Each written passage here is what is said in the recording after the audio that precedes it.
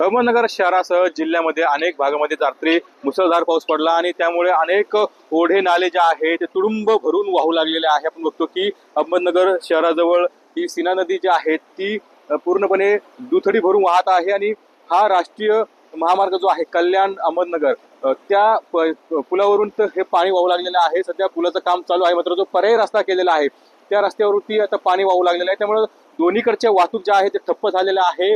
नागरिकांना ह्या बाजूला येता येत नाही आणि इकडच्या नागरिकांना त्या बाजूला जाता येत नाही। आणि आपण बघतो की या नदीवरती जे पोल होते, विजेचे खांब होते, ते देखील पडलेले आहे आणि आता हे पाणी जे आहे ते रात्रीपासून वाहू लागलेला आहे। प्रवाह जो आहे तो जोरदार सुरू आहे आणि रात्री जे 8 वाजेपासून पाऊस सुरू होता तर सकाळीपर्यंत हा पाऊस सुरू होता आणि त्यामुळं अनेक जिल्हाभर जे आहे ते ओढे नाले जे आहेत ते आता भरून वाहू लागलेले आहेत। शेतकऱ्यांना देखील दिलासा मिळालेला आहे आणि आता प्रशासनाकडून देखील नागरिकांना सूचना देत आहे की या नदीच्या आजूबाजूला जाऊ नये किंवा या पर्यायी रस्ता आहे त्याच्यावरून प्रवास करू नये।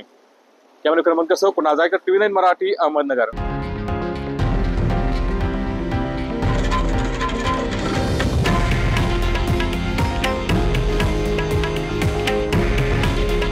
हे आहे देशातील नंबर 1 न्यूज नेटवर्क आणि आपण पाहत आहात TV9 मराठी।